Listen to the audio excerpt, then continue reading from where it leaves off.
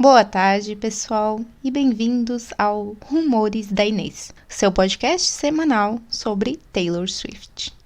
Eu sou Rafaela, para quem não me conhece, eu sou do Ré Mi Fá em todas as redes sociais. Como Taylor Swift diz que nós somos definidos por aquilo que nós amamos, eu amo Taylor Swift, psicologia, que é o meu curso de graduação, crianças, que é o meu foco de estudo na graduação e na vida, e histórias e filmes de terror. Pelas minhas redes sociais, eu sempre busco falar sobre como é ser fã de Taylor Swift desde o primeiro álbum, né? Desde o lançamento do debut. E aí, então, eu procuro contar lá pelo TikTok, Twitter, etc.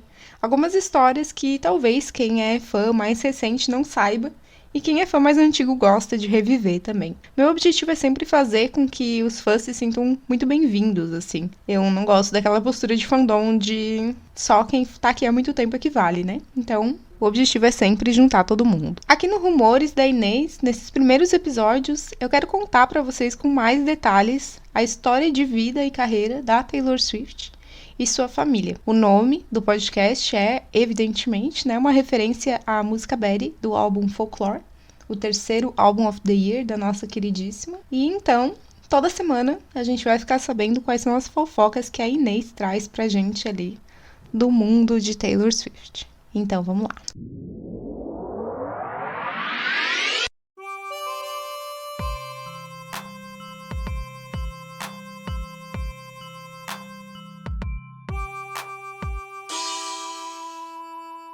No episódio de hoje, a gente vai falar um pouco mais sobre as pessoas que cercam Taylor Swift por toda a sua vida.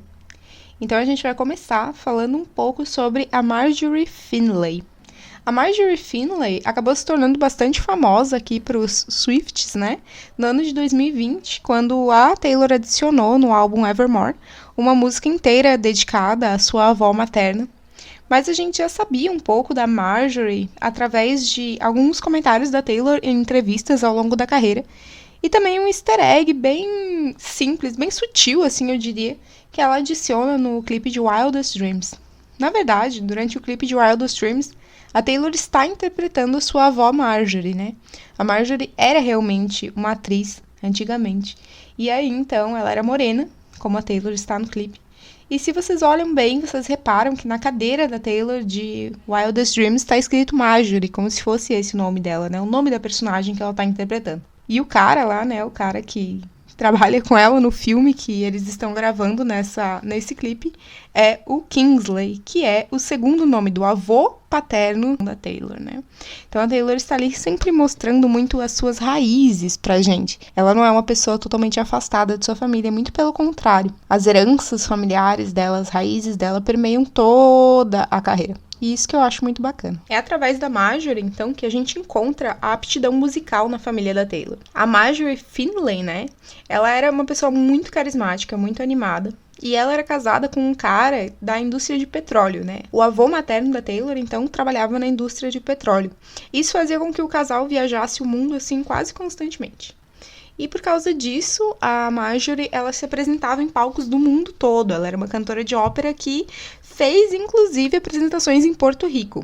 Então, ela era realmente conheceu muitos países, muitos palcos e muitas plateias, como a neta dela viria a conhecer anos depois, né? Tanto a Andrea quanto a própria Taylor falam sobre como a Taylor é parecida com a Marjorie, né? Em todo o seu ser. A forma como ela se porta, a forma como ela responde as coisas. E também o fato de que quando ela entra num lugar, todo mundo presta atenção somente nela. Ela tem esse carisma, né, que atrai muitas pessoas. E todo mundo fala que a Marjorie era exatamente assim. A Marjorie faleceu quando a Taylor tinha 13 anos. Mas é claro, né, em sua juventude, Marjorie deu à luz a Andrea Gardner Finley, que se tornaria ali, né, futuramente Andrea Swift, a Mama Swift, como ela é conhecida. A Andrea e a sua família, os seus pais, né, eles só voltam ali aos Estados Unidos quando a Andrea já tem 10 anos de idade, que é quando o pai dela para de fazer aquelas viagens todas que eu tinha comentado anteriormente. E aí, então, ali ela faz o ensino médio, faz a faculdade, e ela se torna gerente de marketing numa agência de publicidade. É isso que ela tá fazendo lá na década de 1980, quando ela conhece o Scott Swift. A gente já vai chegar nele. Falando um pouco sobre a Andrea, é muito importante lembrar que ela tá sempre com a Taylor. Quando ela teve o segundo filho, quando ela teve o Austin, ela parou de trabalhar fora e passou a se dedicar como mãe em tempo integral. E a Taylor sempre fala que houve muitos períodos na escola em que ela não tinha amigos, mas ela sempre tinha a Andrea, né? Que a mãe dela foi a melhor amiga dela por muitos e muitos anos. E até hoje, a Taylor diz que conta tudo pra Andrea, assim. Inclusive, uma vez a Taylor já comentou uma coisa que eu preciso discordar, né? Que eu não preciso fazer terapia porque eu conto tudo pra minha mãe. Tá errado, Taylor. Você se beneficiaria muito de terapia. Não porque você é louca ou qualquer coisa assim. Porque tudo que você já passou, menina, toda essa exposição aí pro mundo, pelo amor de Deus, terapia viria muito, muito bem. A Andrea, então, no ano de 2015, quando a Taylor tava em turnê com o 1989, ela descobriu um câncer. A gente nunca teve uma informação super precisa, assim, a respeito desse câncer. Algumas pessoas dizem que foi útero, algumas pessoas dizem que foi mama. Realmente, assim, a gente não teve um parecer super concreto também. Muito provavelmente a gente não tem nada a ver com isso, né, gente? Mas aí, então, ela fez todo o tratamento, se recuperou e o câncer, ele voltou como um tumor cerebral no ano de 2019. Desde então, a gente já enfrentou pandemias e etc. E a Taylor ficou afastada da mídia, né, por causa disso, né, da pandemia, no caso. E então a gente não sabe muito como as coisas estão. Mas, em uma viagem durante 2019 para a China, a Andrew chegou a dizer para um fã que ele não precisava se preocupar e que ela estava se tratando e estava bem. A Andrew, ela é uma pessoa super, super, super presente na vida da Taylor. Ela tá com a Taylor desde que eles decidiram se mudar pra Nashville pra realmente investir na carreira dela. É ela que tá ali, ela que apoia, ela que assina, ela que vê. Claro, né, até a Taylor se tornar maior de idade, mas ainda assim ela ainda tá ao lado da Taylor. A gente vê muito disso sendo falado no Journey to Fearless, né, o documentário sobre a composição do álbum Fearless e a turnê. A Andrea, na verdade, ela apoia a Taylor e quer que a Taylor tenha uma carreira gigantesca desde que a Taylor nasceu. Ela diz que ela escolheu um nome neutro para Taylor, para quando ela assinasse documentos ninguém ter preconceito por ela ser uma mulher, as pessoas respeitarem ela com o nome Taylor Swift. É claro que é um pouco triste ter que pensar assim, mas a gente sabe como é que é o mundo, né, gente? O mundo é extremamente machista. Então talvez faça todo sentido a Andrea ter pensado nisso. A Andrea também já realizou a entrega de um prêmio para Taylor, que foi o Milestone Award que a Taylor recebeu no ACM.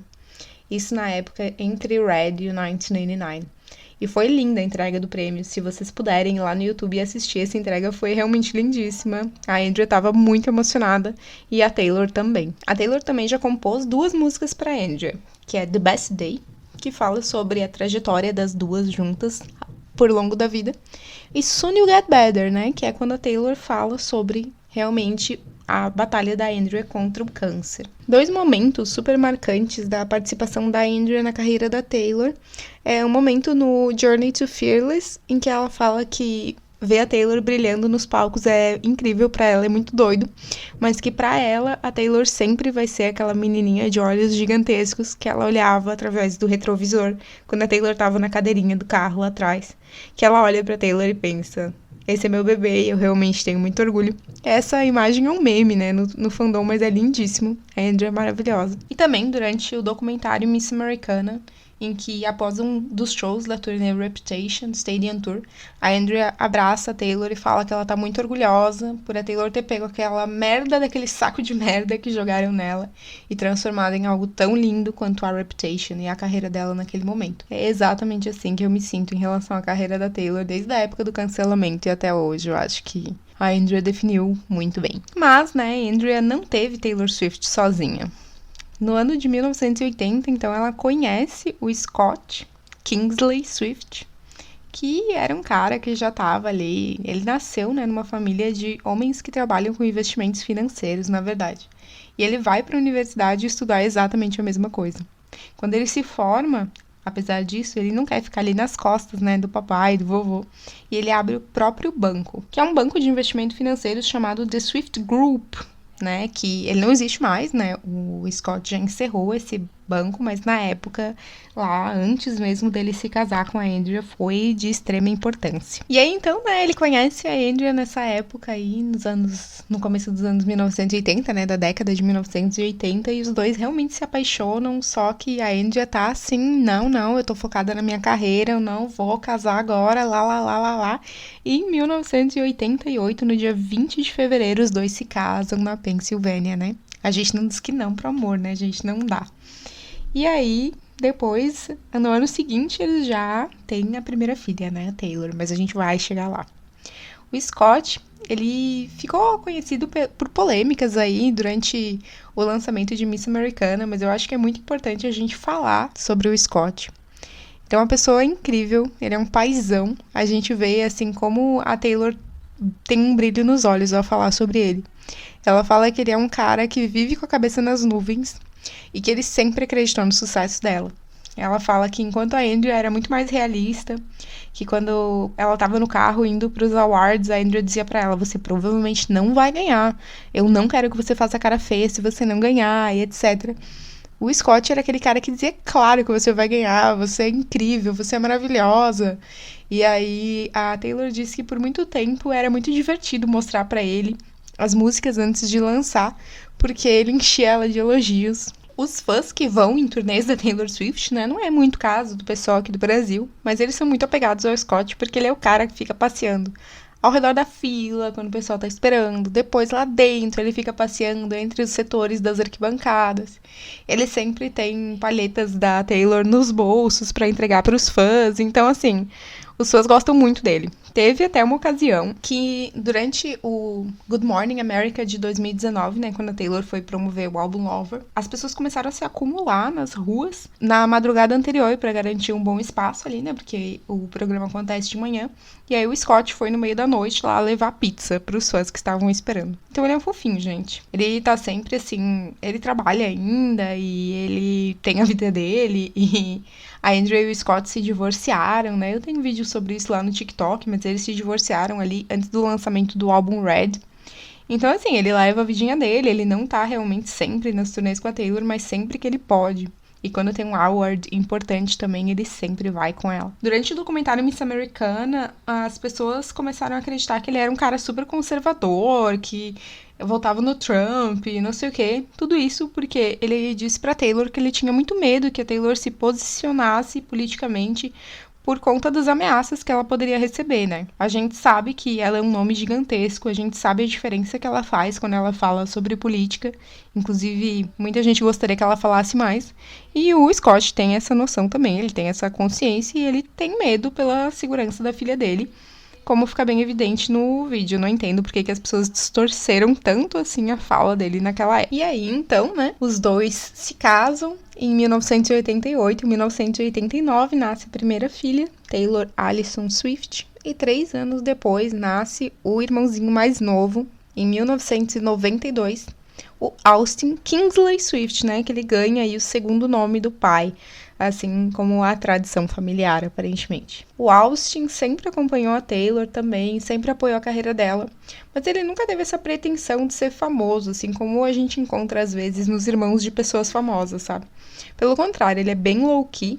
Se você acompanha ele no Instagram, coisas assim, ele é bem tranquilão, ele não fica super aparecendo, mas sempre que ele pôde, ele demonstrou apoio a Taylor, né? Participando ali da realização de Look What You Made Me Do, na versão de 2020, que foi lançada para a série Killing Eve. Ele participou para ter a voz dele, para Taylor não ser acusada ali de estar plagiando as músicas dos Masters, que não são dela ainda, né? E também ele já se posicionou contra o Kanye West durante toda aquela treta. O Austin ele é formado pela Universidade de Notre Dame e ele trabalha no backstage, nos bastidores ali das produções de filme. Ele já participou de alguns filmes, assim. O trabalho dele é realmente na parte cinematográfica, ficar nos backstages das coisas. Ele até aparece como um dos produtores do clipe de I Bet You Think About Me. Então, realmente, ele tá sempre por ali, sempre apoiando a Taylor, sempre trabalhando com ela, mas ele não quer ser aquela pessoa que fica super famosa. Momentos muito divertidos da vida do Austin são as viagens que ele já fez com o Joe e com a Taylor. Então, assim, ele fica ali segurando vela pros dois, batendo foto deles. Mas o Austin é um fofo, gente. Aí então, né, os pais da Taylor, a Andrea e o Scott, eles decidem, depois do casamento, assumir a fazenda de plantação de árvores de Natal, que era do pai do Scott antigamente. O pai do Scott também foi uma pessoa que, fazendo um desvio aqui, né, na narrativa, mas o pai do Scott também inspirou a música Epiphany, né, porque ele foi uma pessoa que foi pra guerra, pouco falava sobre isso e tal, mas sabemos que na volta, então, ele teve aí a Pine Ridge, né, que é a fazenda de árvores de Natal, na qual a Taylor morou desde que nasceu até os 10 anos de idade.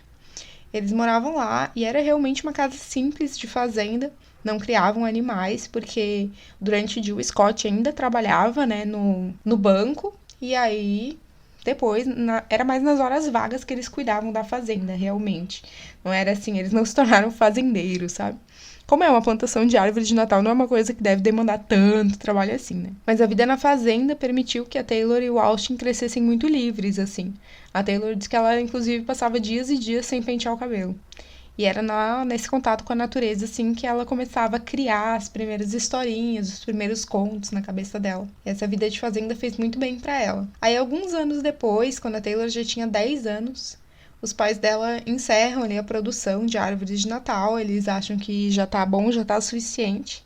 Eles vendem a fazenda e compram uma outra casa também na Pensilvânia. Aí essa sim é aquela casa que virou polêmica quando a Taylor lançou I Bet You Think About Me e falou que ela cresceu em uma casa simples, porque as pessoas foram lá no Google e digitaram casa da infância da Taylor Swift e viram aquela mansão. Mas na verdade eles só se mudaram para essa mansão, que daí realmente era uma mansão de 470 metros quadrados, quando a Taylor tinha 10 anos. A casa tinha piscina, a casa tinha... Reza a lenda que tinha até elevador, mas não sei se nessa fica eu acredito. Mas enfim, então realmente eles tiveram uma melhora muito grande de vida ali com a venda da fazenda e com como os negócios do Scott estavam indo bem. A Taylor nunca teve uma infância pobre, não, tá, gente? Imagina, você ter uma fazenda de árvore de Natal e teu pai ter um banco, desde sempre ela teve uma vida boa. Mas melhorou muito aí nesse período em que eles realmente puderam se mudar para essa mansão. Também foi mais ou menos nessa época que a Taylor começou a se voltar para o mundo da música. A Taylor, na verdade, ela já, como eu disse, ela gostava de explorar a fazenda, explorar os animais, e ela gostava muito de ler e escrever. Apesar de que na escola ela sempre dizia que ela também queria ser consultora financeira, né, como o pai dela, ela não fazia a menor ideia do que isso queria dizer. E no fundo ela sabia que ela queria trabalhar com alguma coisa que fosse relacionada à escrita. Ela queria muito escrever, talvez livros, talvez romances, talvez poemas. Mas eu vou falar um pouco mais sobre tudo isso, sobre a descoberta da Taylor, sobre os seus talentos artísticos, sobre a questão de composição, no episódio da semana que vem. No episódio dessa semana eu quis realmente fazer esse mapeamento de quem é Marjorie Finley, quem é Andrea Gardner Finley Swift, quem é Scott Swift. E quem é, claro, Austin Kingsley Swift, né, gente? Porque eu acho que é muito importante, assim, para uma pessoa tão conectada com a família como a Taylor, a gente ter esse mapeamento, assim, de quem está ao redor dela, para entender muitas coisas, muitas referências, muitas tendências que ela tem na carreira dela. Então, esse episódio foi para isso, para apresentar também o formato do podcast para vocês. É claro que o podcast está sendo gravado na minha casa, com os meus materiais, e não vai ficar impecável. Mas eu sei que faz tempo que vocês me pedem um lugar pra gente poder falar mais tempo sobre as coisas, talvez no canal no YouTube, talvez no podcast. E realmente para mim é infazível, usando essa palavra, um canal no YouTube no momento. Então, meu objetivo é upar esse áudio como formato de podcast e também no YouTube, para quem prefere ouvir as coisas por lá. Aceito sugestões, comentários e a gente se vê semana que vem aqui no Rumores da Inês.